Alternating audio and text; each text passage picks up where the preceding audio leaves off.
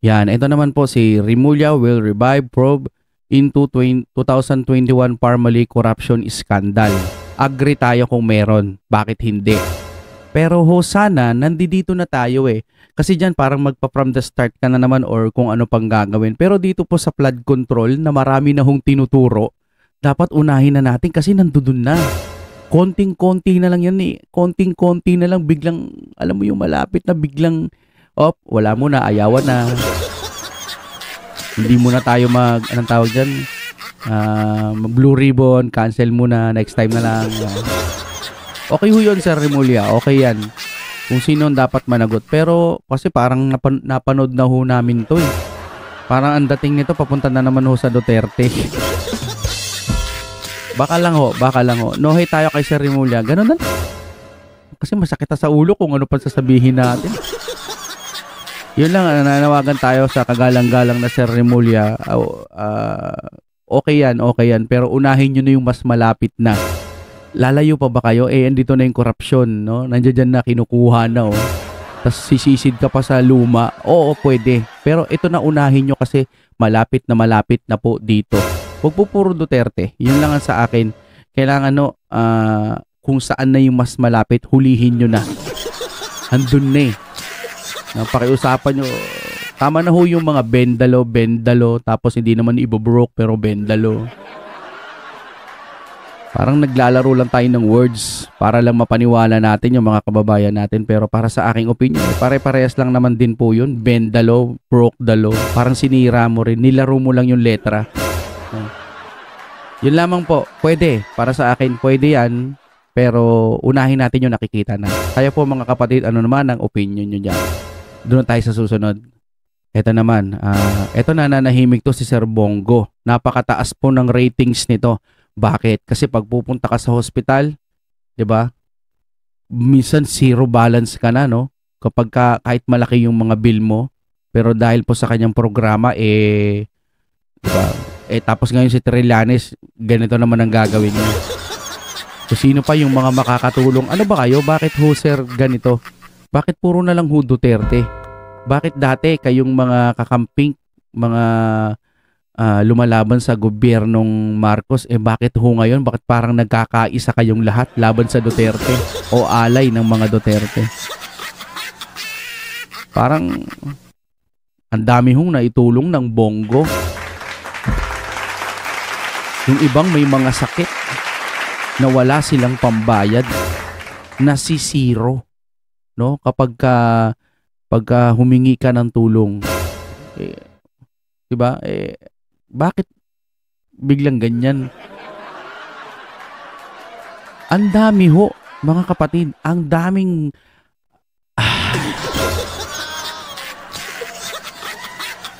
nililihis na ho eh. Nililihis na ho, nagkakaroon na ho ng iba't iba, tinuturo na si ganito, iba na naman ang magiging issue.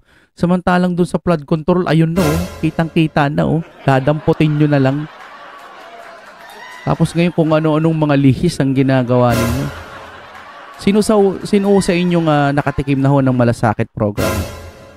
Kami dito nakatikim na. Grabe, zero balance ho talaga. Tapos ngayon ganyan gagawin nyo. Ano ba tong mga to?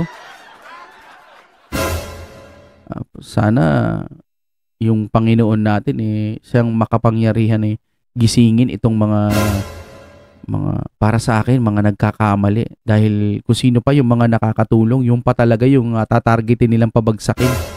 Bakit ho kasi ganun? Next tayo. Ito ang susunod ho natin mga kapatid. Sabi ni Representative Paulo Ortega, sinabing ang pambabatikos sa Kamara ay dala ng inggit sa kanilang magandang performance. Ngayon, tanong ko po, ano na po ba ang nakita nyong performance na nagawa nila? Yun lang ang ano ko dyan. Sir, kaya ho binabatikos ho yung Kamara. May nakikita ho kasing mali. Kailangan tulong-tulong din po kayong imbestigahan. Hindi yung may magre-resign, hindi man lang magpaliwanag. Hindi yung may aalis tapos wala man lang paliwanagan. Parang ang labong intindihin. No? Base lang ho sa aking opinyon at ang hula ko lang, siguro lahat kayo naaambunan ng magandang biyaya. Kaya siguro nakakapagsalita kayo ng ganyan. Wala eh. Sana lang ho, hipuin ang mga puso ninyo ng ating Panginoon. Yung gaganunin talaga, yung puso ninyo na, hoy, gumising kayo. Maawa kayo sa taong bayan. Sabihin nyo na kung sino yung may mga mali. Sabihin nyo na kung sino yung may mga magnanakaw dyan. Yung mga ganun ba, no? Kaso wala eh. Sama-sama sila eh. Ayun lang kayo, sir. Ano sa tingin nyo? Comment po kayo dyan. May nakikita po kayong magandang performance na ginawa nila? Yun lang. Tanong lang po, no? Kayo na ho bahalang sumagot dyan sa ilalim. Alright, ano pa bang meron? Ito magandang sinabi nito mga kapatid. Wow, galing pa sa kanya talaga, no? Kung walang mananagot from the top to bottom, naglolokohan lang tayo. Yeah. Gusto ko yung sinabi niya. Diba ito yung pumalit? Alam po, kalyado rin po ng ni PBBM to eh. Pero napakaganda ho ng sinabi niya. Sana ho hulos dili po hulos dili or magkatotoo ito na kailangan may managot. Yun pala. Sabi dito, no? Sabi ni Rowena Guanzon, maniniwala lang tayo kung tatamaan si BBM at Romualdez. Sabi ng ganun. Yun talaga kasi yung tinuturo. Yung dalawang yun o tatlo. Kaso hindi ho iniimbestigahan eh. Imbis na imbestigahan, sabihin natin hindi mo naman sila namimintang yung mga iba. Tinuturo na. O ngayon, imbestigahan nyo. Hindi yung aalis ng ibang bansa tas wala na. Si BP Sara hindi naman umaalis eh. Pinagbibintangan niya pero nandiyan pa rin. Samantalang itong mga to wala. Bachi na, bye-bye na. Ay nako, Pilipinas kung mahal. Eto maganda yung sinabi ni ni Madam Guanzon na. Sa Davao naman ang next na pagbebentahan ng 20 pesos per kilo ng bigas. Patanong lang naman. Ang kulit talaga to ni Madam Rowena Guanzon. Talagang pag sinabi niyang anti-Marcos or ayaw niya kay BBM, talagang pinaninindigan niya. Yung iba kasing mga dilaw, mga kumapit na lang din no. Ito dito bilib ako, no. Si BBM di pa sure kung may lindol talaga. At bakit di nagpapa-schedule sa kanya kung kailan tatama. Kasi nga, di ba, sabi niya, yung bagyo daw ngayon, yung tag-ulan, hindi na daw sumusunod sa schedule. Tapos, yung sa Cebu, imbis na ipamigay na lang niya yung mga bigas, dapat magandang kalidad, nagbenta pa ng 20 pesos na kilo ng bigas na hindi maganda ang kalidad. Sa pagkakalap ko lang. Kayo, kung maganda, edi salamat. 20 pesos kilo. Nasalanta na ng bagyo, binentahan pa, no? Hirap talaga pag napagtripan kayo, no? Grabe, dito kay Madam Guanzon, marami ditong marami ditong mga sinasabi niya. Ito mga nakakatuwa pero may laman talaga. Manggagamit, di marunong tumanaw ng utang na loob, traidor. Ayaw na ugali ng mga Pilipino. Oo naman. Biruin mo, yung tatay ipinalibing, samantalang ang tatay digong natin, idinala sa dahig. Napaka no, tapos ngayon nag-failed pa yung release, no? Dapat house arrest yung kay Tatay Digong pero walang nangyari, di ba? So parang reject, edi wala na naman. Napakatanda na ng ating Tatay Digong at walang kasalanan para sa Pilipinas yung ginawa niya, pero kapwa Pilipino po ang nagdala sa kanya dun sa dahig. Napakasakit ho, lalo na siguro sa pamilya ng mga Duterte. Yung ginawa nitong mga dumukot po kay Tatay Digong papuntang dahig. Ito pa, may balita ho kasi mga kapatid na bumaba daw yung ano bang tawag dito? Naniniwala ang Malacanang fake news ang stock market. Yung mga parang mga Jollibee siguro yon, mga kung ano-anong mga business na malalaki dito sa Pilipinas, no, na sabi fake news daw kasi sabi bumababa na raw yung stock market, no, investing na 1.7 trilyon sa loob ng 3 linggo dahil sa epekto ng issue ng katiwalian, yung pangungurakot. Sabi niya na ganun. Tapos biglang sinabi na fake news. Fake news nga ba talaga? May nag-comment o sabi ng ganun, nakakaawa na kayo. Kailan kaya kayo matututong magsabi ng totoo? Ang hula ko dito, ito'y hula lang, hindi totoo, no? Siguro nakita niya talagang bumababa na yung stock market, etc. Yung ganyan yung nalugi, kumbaga. Pero siguro sinabihan siya, sabihin mo fake news, sabihin mo fake news. Nagsabi siya ng fake news. So parang ayaw ipakita sa sambayan ng Pilipino na may problema itong Pilipinas. Patanong lang, no? Hindi ho maganda yung ganyan. Okay, alright mga kapatid, nandito na naman po tayo sa isang reaction video. May panonoorin na naman po tayo, hatid po sa atin ng Balitang Pinoy TV at ating gagawa ng reaksyon at opinyon. Ito po ang title, nagulantang ang lahat dito. Grabe, shocking to, kakapasok lang, breaking news. Hala, alas ni Bato. Ay nako, ito na. Hindi kaya itong pagtatalaga kay ombudsman may kinalaman sa pagpapadala sa dahig kay General Bato? Wala lang, naisip ko lang, baka kasi may ganun, no?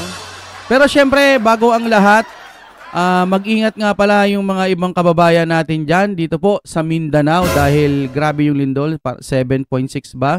Something like that, napakalakas at may mga aftershock na halos hindi nalalayo sa ganun kalakas na lindol. Kaya ingat po tayo dito sa amin kasabay pa nag-brown out, ano? Kaya ingat-ingat sa mga kababayan ho natin diyan. Syempre, hindi ho namin kailangan ng 20 pesos na bigas dito, nagbebenta, Okay na kami kay BP Sara at sa mga ibang hindi magbebenta at magbibigay. Pero doon sa 20-20, pakiusap lang, huwag kayo pumunta rito.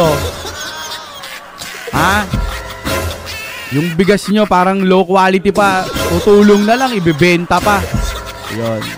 Hindi naman sa namimili, no? Pero okay na kami dito sa mga taga Davao.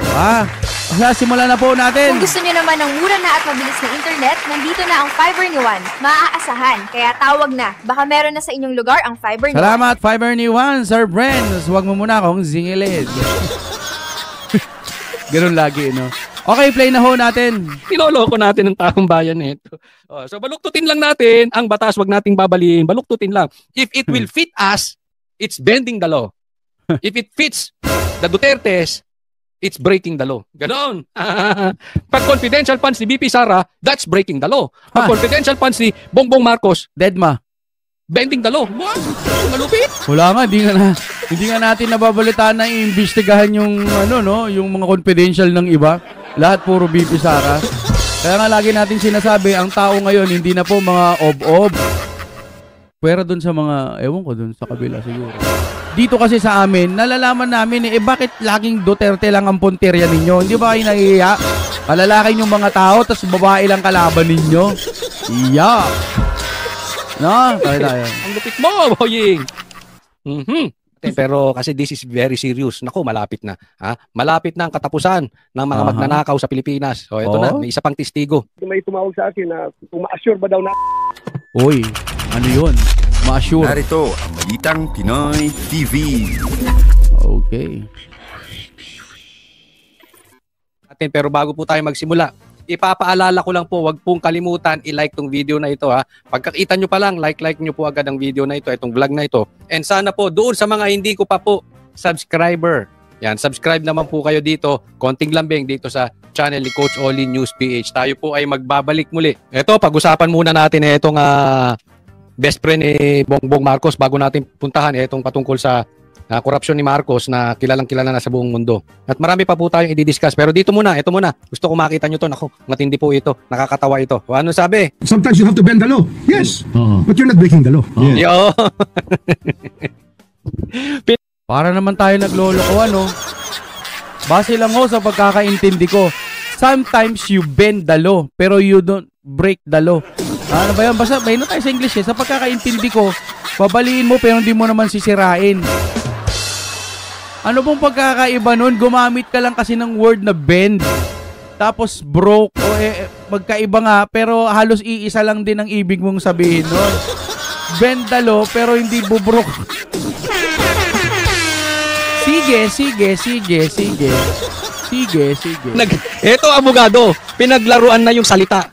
Ano? Kaya nga You bend the law, pero you don't break the law. Kasi pag sinabi mong yung bend the law, hindi mo siya mabibiyak. Hindi mo pinaiyak ko siya, pero hindi naman siya lumuha. Gulo, ang lugo-lugo.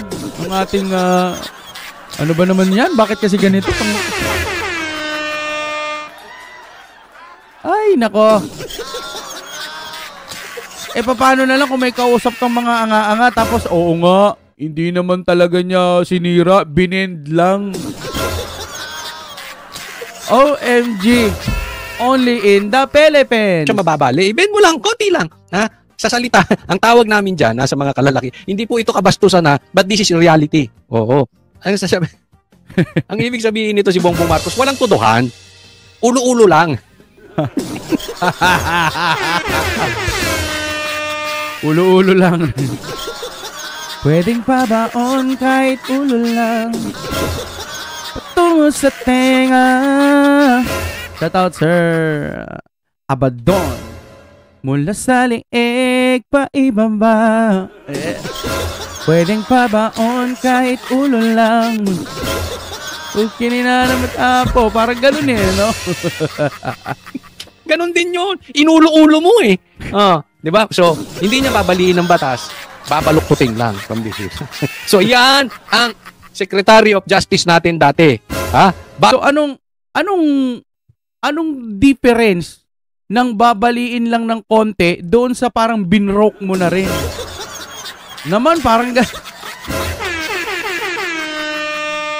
may mga magsasalita matatalino, hindi naman talaga totally binali. Binend lang ng konti. Hey! Only in the Philippines. Babaluktutin ang batas. Okay lang yun. Huwag mo lang baliin. Babaluktutin ang batas. Yaan din ang ombudsman natin ngayon. Naku, nakakatakot. Pagka ganyan ang nakaupo. Sige, tuloy. Yun naman na malinaw doon. You're not breaking the law. There's nothing wrong with bending. Yung mga kausap naman niya, oo. Ay, naka. Kasi bending lang yan Parang ruler yan. Pwede mong within the bound. Parang ruler lang yan. O halimbawa, may ruler ka. Gusto mong sukatin tong mic. Ibibend mo lang ng halimbawa. Yan, yung mic. Ang size yan, halimbawa, hanggang dito. Para lang hindi malaman nila yung totoong size, kailangan na igaganyan mo. Para yung pinaka-size niya, konti lang o mas mahaba. Ito, yung mic. Ito yung haba. Bendalo, yung ruler, ganyan. Ewan ko ba. Sakit sa bang, sir. Ako yan, di ba? Within the bounds of law. Within the bounds. So, binaluktot mo lang yung batas. Teka, ito, talong. Yung katulad sa kaso ng anak mo, na nahulihan, na nagpadala ng droga, at ngayon ay biglaan na lang na, di umano. Yan yung sinasabi ng ang bilis, di ba? Ang bilis. Taong bayan na bigla na lang nawala. Ha? So yun ay hindi breaking the law, bending the law. Sabi. Ano pa yung ano yung bending the law? Yung pinasok ng compound ng KOJC ng 5,000 pulis at nagstay doon ng 16 days at sinabi ni Bongbong Marcos na wala namang pumasok na may baril pero may baril at wala naman silang search warrant pero nag-search sila. So yun ay bending the law. Bending the law din. Base lang naman sa pag-unawa natin. Actually hindi tayo kumakalaban sa gobyerno. Ang sa atin lang, may nakikita kasi tayong mali. Kaya po nagre-react tayo. Sa paningin natin, mali, bend the law, pinasok nila yon. No? Kesyo wala pa namang napatunayan yun pagkakaalam ko. Pero ang daming mga lespo na humuli doon. Samantalang yung mga kurakot, yung mga nangungurakot na kumuha ng mga hundreds of billion, wala hong nangyari. Lumipad, umalis, pabaya, bye-bye. Ganun pala kadami yung lespo natin, yung mga kapulisan, yung depensa at opensa ng kapulisan natin nung hinuli nila si Kibuloy, 'di ba? Pero hindi pa kayang gawin ito doon sa tinuturo na may billion, no? Ang galing. No? Panalo, gabi. Hindi yung breaking the law. Yung bang ibig mong sabihin? yung pagkidnap kay PRRD. Yun ba? Isa rin yun. Hindi. kahit in-explain na po nila, hindi ko pa rin maintindihan. Hindi naman sa kinakampihan natin yung Duterte, pero hindi ko rin talaga maintindihan kung bakit, paano nagkaroon ng koneksyon ang Interpol, ICC, papuntang dahig. Hindi nga Hindi na, wala na nga jurisdiction. Tapos malalaman natin parang pinuntahan pa ata ngayon ni Trillanes. Anong ginawa ni Trillanes doon? Nag-hi? Hello? Ganon? Chinek? Oh my G. Yun po mga kapatid, ang mga nangyayari dito sa ating gobyerno ngayon na hindi na natin alam kung hanggang saan papunta itong bending dalo. Kinalulungkot ko pero hindi naman ho natin kinakalaban. Sana po magtrabaho yung mga bagong upo. Wag naman agad puro Duterte ang inyong target. Yung ngayon ang kailangan ho natin. Hindi, meron kasi ako nakikita, kailangan daw, ano tawag dito, buksan yung ibang kaso dati, ganyan-ganyan. Oo, pwede naman. Pero ito sobrang bigat ng balita na kailangan pong merong managot. Ilang buwan na ba ang lumilipas, wala pa rin. Mas inuna pa yung vlogger na nagsalita ng bogo. Or ano ba yun, headshot, something like that. Pero may nakita tayo na tinutukan ng Relba, si Bato, parang medyo kaparehas din yung style ng ganun Kasi parang pagbabanta sa buhay siguro, kaya dinakip yung nagsabi na bogo si PBBM, tas may araw, parang headshot, something like that. Oo nga naman, siguro baka mali yun. Pero bakit yung kay General Bato, ganun din, tinutukan din, parang inedit din. Bakit yung tahimik sila? Yon. Kaya ang laging masasabi natin dito, only in the Philippines. Huwag natin kakalimutan mag-like mga kapatid. Maraming salamat po sa inyong panonood. Break it down. Yeah. Sana yung outro natin mga kapatid.